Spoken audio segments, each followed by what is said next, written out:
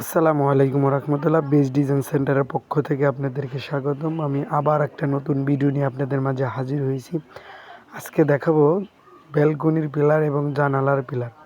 যাদের ব্যালকনির পিলার ঢালাই হয় না এবং জানালার জন্য পিলার ঢালাই করেন নাই, তাদের জন্য এই ধরনের পিলার আমরা দিয়ে থাকি।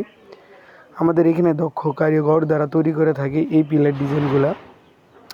উচ্চতায় 4.5 ফিট, মোটায় 6 ইঞ্চি করা থাকে এগুলা।